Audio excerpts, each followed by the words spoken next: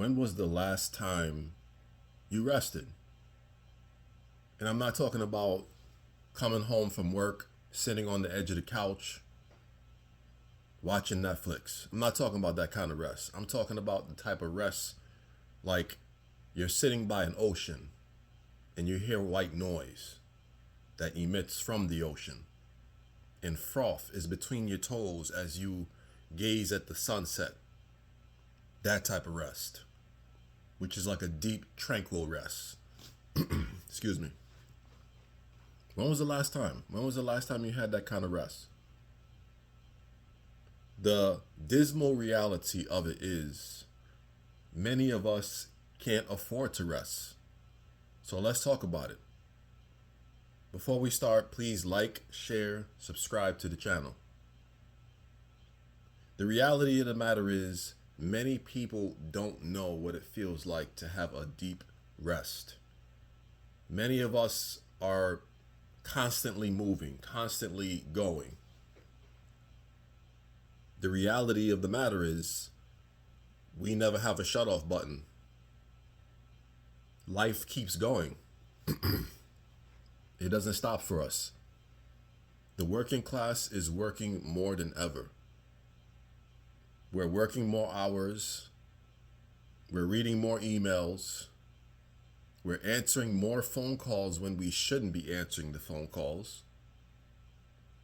Just the other day, I had a family member at a restaurant pull out the phone before the waiter is standing there waiting for the order, waiting for her order, looking at her. She pulls the phone out and talks to her manager that happenly called her in that moment.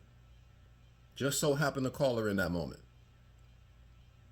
Now, in my mind, I'm like, all right, it could be an emergency situation. I don't know what her job entails. But at the same time, it's like, where is the boundaries? You know what I mean? Like, you're off of work.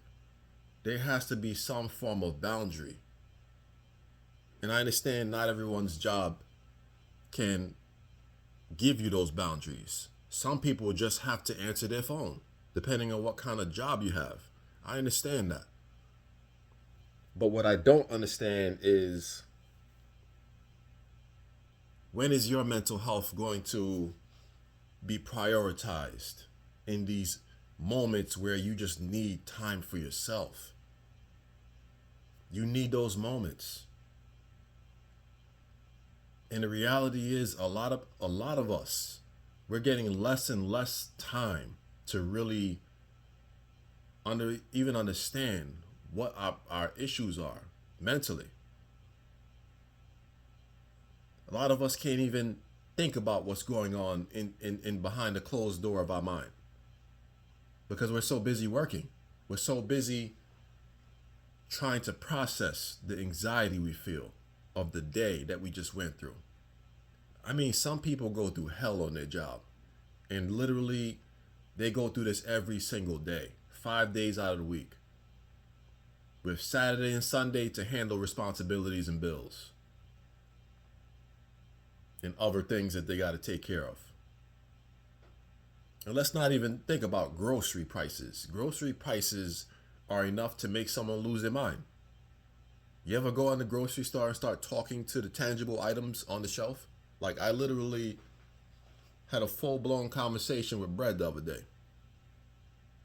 To myself. No one was in the aisle with me, but I had a conversation with bread. Like, I literally looked at the bread. I picked it up and I was like, just looked at the price and was cursing out the price. Like, why is this so expensive?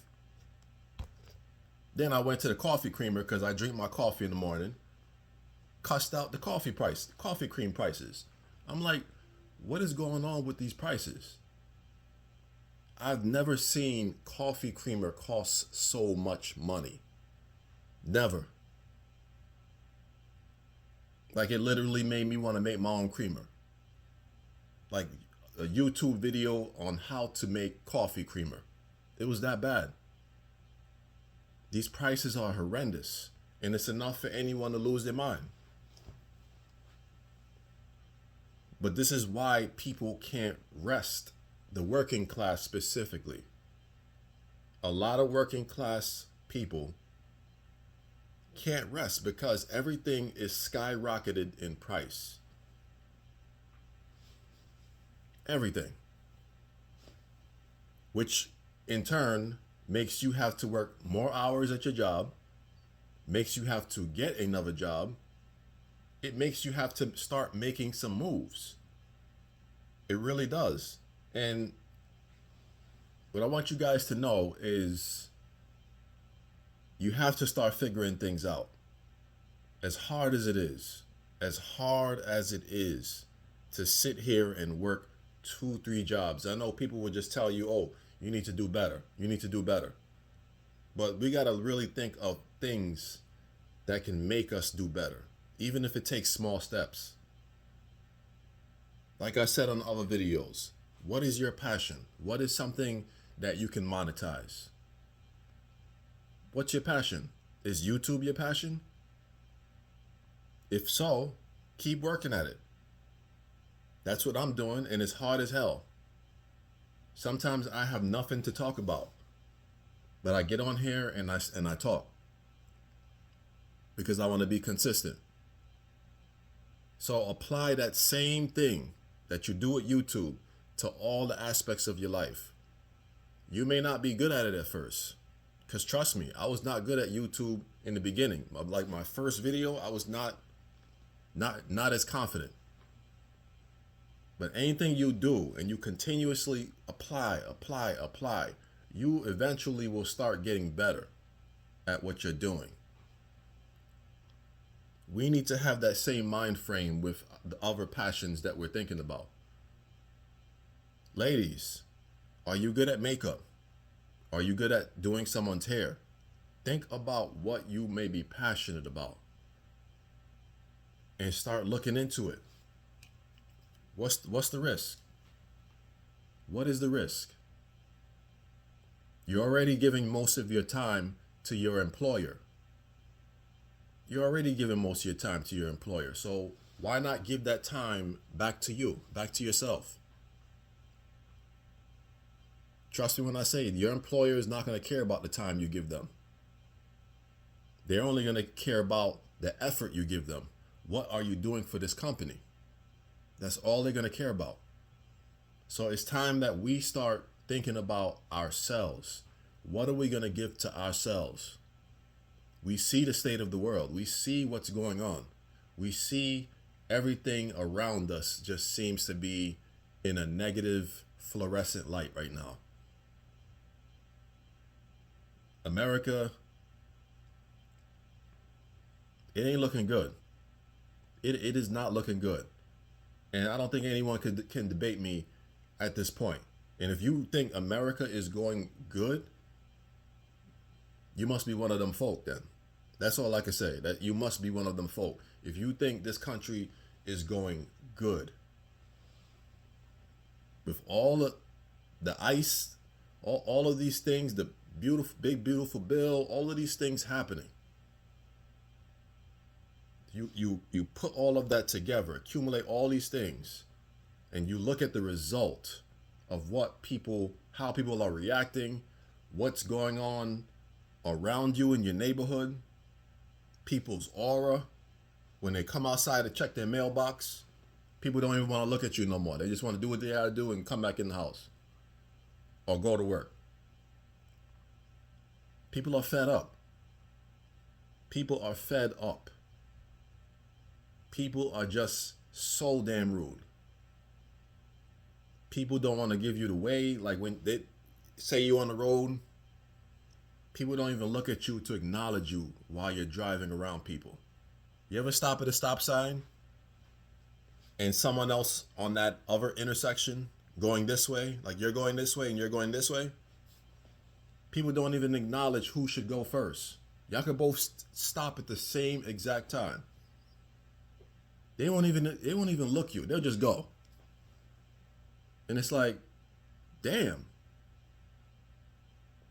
Can you just not even look at me? Just the state of the world is in the trash can right now. I'm just going to put it out there. It's in the trash can. And a lot of people are in denial, but I'm not in denial. I'm looking at what's going on and I see it for its true value right now. It is in the trash can. And people are walking around and they're acting just like how they feel right now. That's basically what's happening. But back to the topic. A lot of people feel like they can't afford to rest. Rest is a luxury for people who have money. Did you hear me? Did you hear me? Rest nowadays is a luxury for people who truly have the money to rest. And that's why I said in my other video, my last video, I said time is a valuable asset that a lot of us need. Money is great. The thing about money is if we get enough money, we can create the time. Therefore, we need to figure out ways to monetize our passions, monetize the things we love to do. I love poetry. I haven't written in a while. I need to start writing. I need to figure out ways to monetize the poetry that I write. Because it's something that I love to do, and I feel like when I do it, I feel like I'm not working. It's just something that comes organically to me. Think about ways of your passions. What are things you like to do? Guys, men out here, what are your passions? Are you able to fix things? Do you love to fix things? Think about something that you can do without even thinking about it. You love to do it, and the world just seems to disappear while you're doing this. That's the best way I can define a passion right now. Think about something you do organically that the world just seems to not be there in that moment while you're doing it. That's what you should be doing. Figure out how to monetize this. Because we're living in the last days. This world is getting worse, and it's going to only get worse. Worse than worse. And I know worser is not a term, but I'm going to use it for this context. This world is going to get worser. Okay? So we need to figure out, what are we going to do?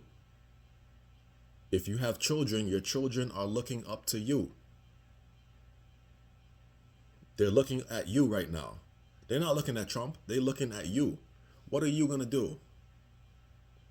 We already know what he's going to do. We already know he's going to mess up everything else and continuously use his administration to continuously implement certain things.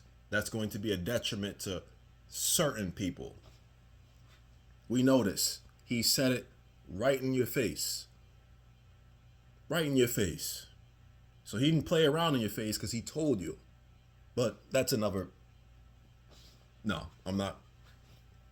Yeah, I won't do it.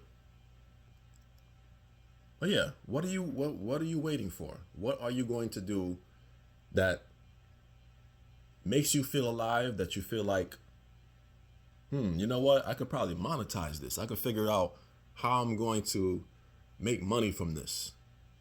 And I'm just coming on here to kind of like throw the idea to you. So I'm alley-ooping the idea, and I'm hoping you slam dunk it. That's all I'm doing.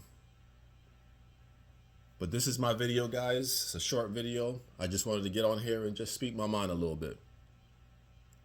So until next time, guys, peace, one love.